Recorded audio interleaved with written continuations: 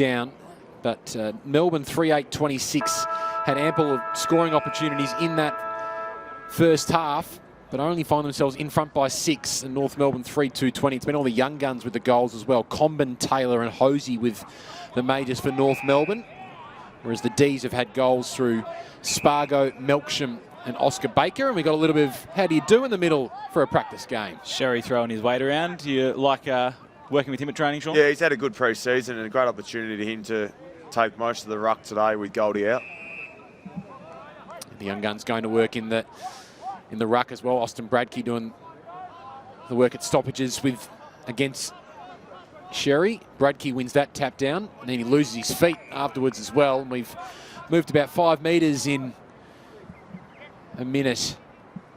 Let's see if we can get something going here. Sherry easily gets the tap down. No high tackle there on Zerha, according to the umpire. Hunt locked up by Bonner. And there is a guy at 20 years of age, Sean, who's pretty much ready-made and ready to go should he get that round one opportunity. Yeah, great pick-up for us. He's had a good pre-season. Obviously ready-made, having played some senior football and a big body to add to our depth. Brayshaw fed it out. Couldn't quite find a teammate. Zerha not pushing the back, so a couple of times he may have been unlucky not to get a free kick. And again, wrapped up in the middle. D's leading by a goal. Great to have you with us, wherever you're cheering on the D's or the Roos. Putting his head over the footy there was James Jordan of Melbourne, and Brayshaw's wrapped up in a wrestle here. Their tempers are high at the start of this quarter. Jaden Hunt right involved as well. Tristan Sherry. Here's a look at it. Brayshaw came in from behind and dealt with Sherry as well. So plenty of fire in this practice game between the D's and the Roos. Baker to Brown, who's looked lively for Melbourne. Third AFL opportunity for Mitch Brown after stints at Geelong and the Dons. Nice mark there from Trent Rivers, who's pushed up the ground a little bit. Saw him doing some work down back early for Melbourne.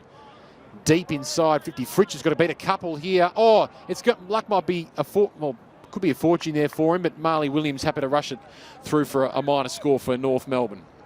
Marley Williams is someone who's been a very good pickup for the Roos. Picked up for, I think, a 6th-round draft pick that didn't get used. How's he been? Yeah, he's been great for us. He's a lockdown defender that's had some really big jobs over the last couple of seasons. He allows our other defenders to play to their strengths, and unfortunately he got suspended last week, as you know, so he'll miss a couple of weeks early on in the season, but he's really important to the way we set up, and particularly in that back 6. Cozzy Pickett just went for the non-preferred left foot banana from the left forward pocket and kicked a minor score, but he's threatening. He's now got 3 behinds so far in this game. Will it drop for him in Melbourne? Big tackle applied there by Comben. He's got 1 goal so far for North Melbourne. They'll be balled up just outside this Melbourne forward 50. Bradkey and Sherry rush to contest the ball up here. Thumped forward by Sparrow. There is Williams. He was taken high by Spargo, so the Roos can repel here from half back, and we'll get a good look at how they do it.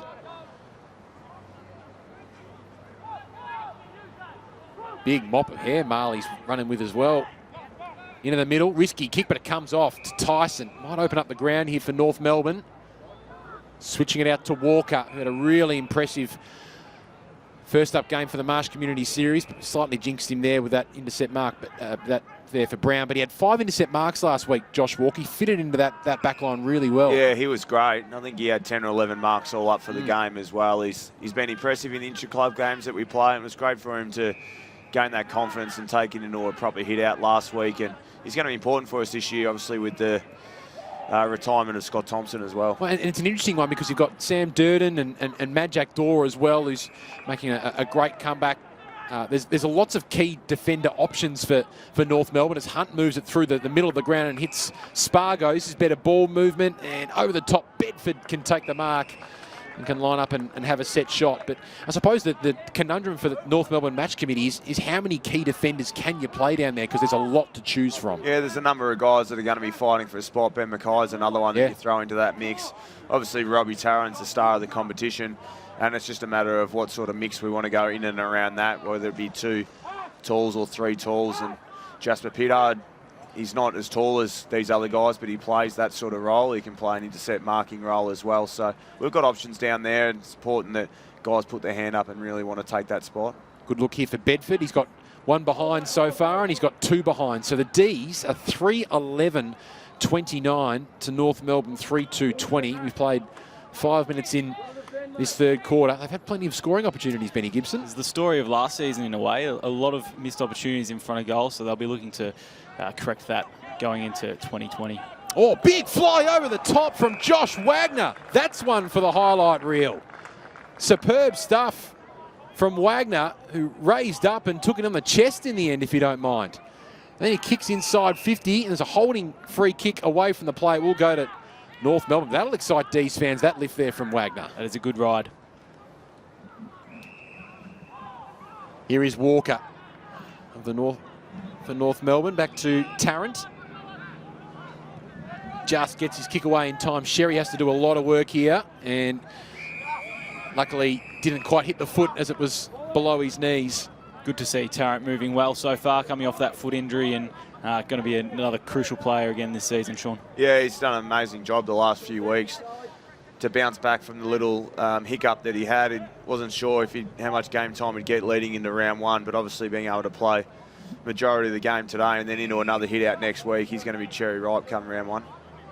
Sean, you're on track to play your 100th club game for North Melbourne, currently at 91. Is that a landmark that or an achievement that you'd ever think you'd get when it went crossed over from the Bulldogs to North Melbourne? Yeah, probably not, but something that will be great when I get it to be able to look back on, particularly 100 games and a significant milestone once you've moved over from another club. And early days, probably not. I wasn't sure when I came over here how many years that I'd be able to play for, and feeling really good. So keen to add to that, but I think it's significant. Then get your name up on the locker, and 100 games at 2 clubs would be great. It's a great achievement. Should that come to fruition this season? Oh, big don't argue there from Aaron Hall. That's nicely done from him on the left boot. Was able to hit Tyson and then keep on running. Good signs from Hall, and he hits Hosey. Just couldn't quite take the mark.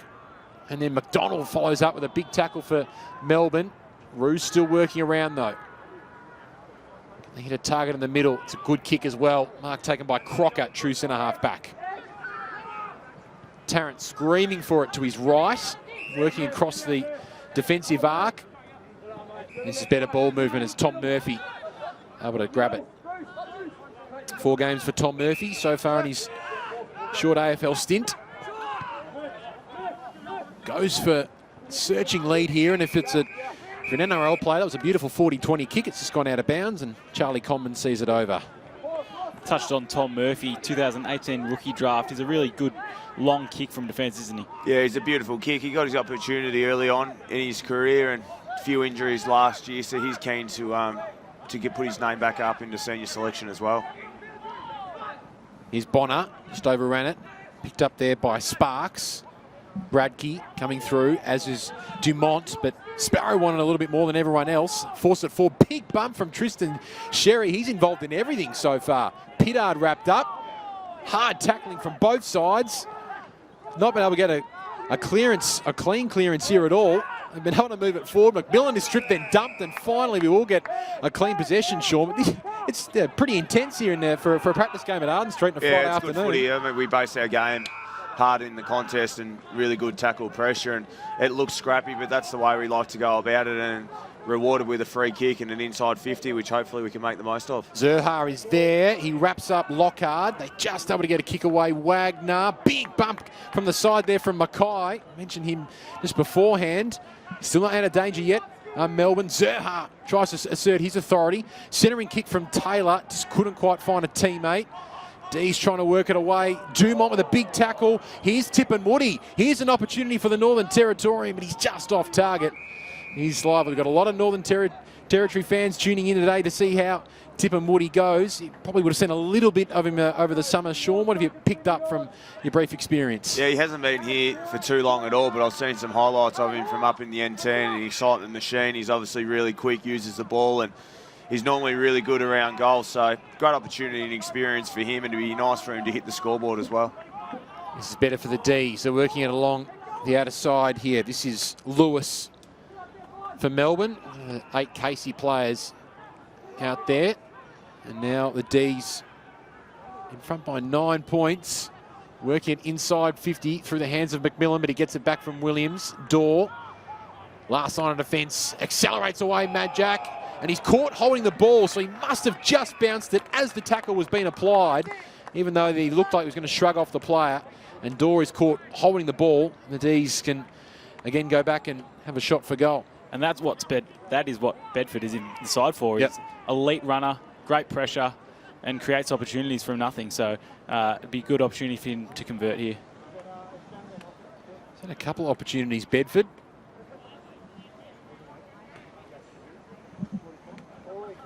Two behind so far for Toby Bedford.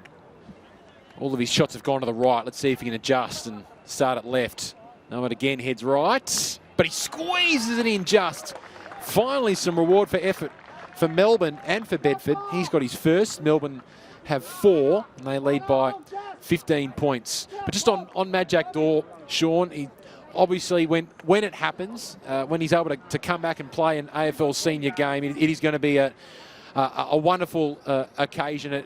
Just to see him up and about during this summer, what's that done for the morale of the training group? Oh, it's been amazing for the group, but more so for Mad Jack and his family as well, to be able to go through what he's been through. And it was great when he was able to get back mid last year running on the Altagene side and then outside, and the boys really got a lift from that. But Mad Jack's well-being obviously at the forefront, and him playing back playing football is a great effort. But it's good to see him enjoying himself, and we look forward to that day as well. So advantage free kick here for Melbourne. This is a good look for Brayshaw. He's been a little quiet so far. Going back with courage on that occasion was McGuinness, but the ball just went over him, and Bailey Fritsch, who's presented so well for the D's all day, can go back from about 45 metres out directly in front. He's had a good day, hasn't he? Probably could have had 3 or 4 already if he had a kick straight, and always dangerous around goal, and looks like he's in pretty good nick starting the season. One behind so far for Fritsch. Yet to kick a goal. Played the 45 games for Melbourne. That looks left. And lucky to squeeze through for a minor score in the end. But it was a late withdrawal last week, Benny G. Was Bailey Fritsch. Good to see him out here today. Yeah, important player for the club. Into the middle. Munro leads it. James Harms talking about him in the second quarter, how he's the heart and soul of Casey. Chips it out wide, and now good lead this time from Briggs, who dropped what he should have taken, but he's nimble enough to give another inside 50 here for Melbourne. Through the legs of Dorr, McMillan is tracking back. Will he take it over? Yes, he will, because the nimble footsteps of Cozzy Pickett were lurking, and he sees it over the line and out of bounds in the end.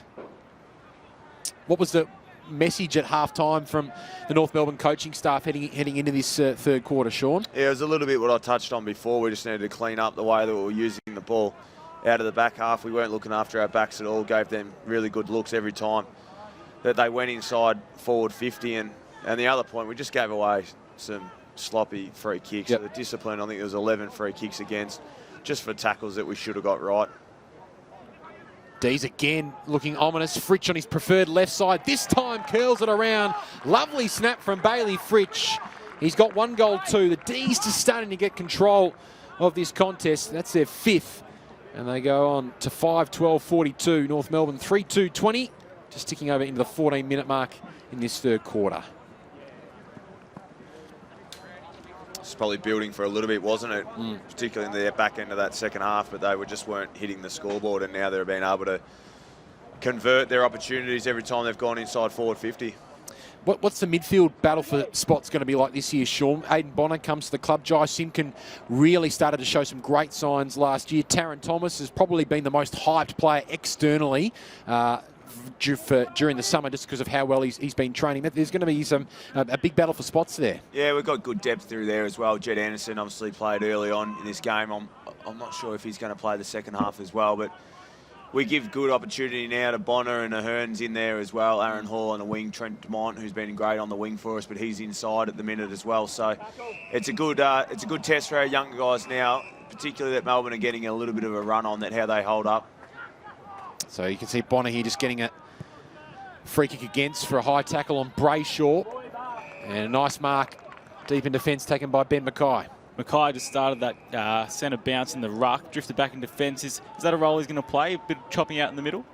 No, I don't think so. I think today, obviously, just managing game time between Tommy Campbell and Big X as well, and Goldie obviously not playing. So he's there to give a chop out if we need, but I think today we're just spinning the rotations and guys are on modified game plan as well, game time as well. So we may need to invent a few positions in this back end of this game, but it's a good learning curve for him as well to see what he's like when he goes up in against the ruck. Speaking of, Corey Wagner takes that ruck contest. I don't think he'll win too many hit-outs this time. I don't think he will. That kick from Lockhart went straight into the behind post on the full, so the Roos will try and repel from the back line, but it's just been tough. It's been locked in that Melbourne forward half, Sean, for most of this third quarter, and making scoring pretty tough for North Melbourne.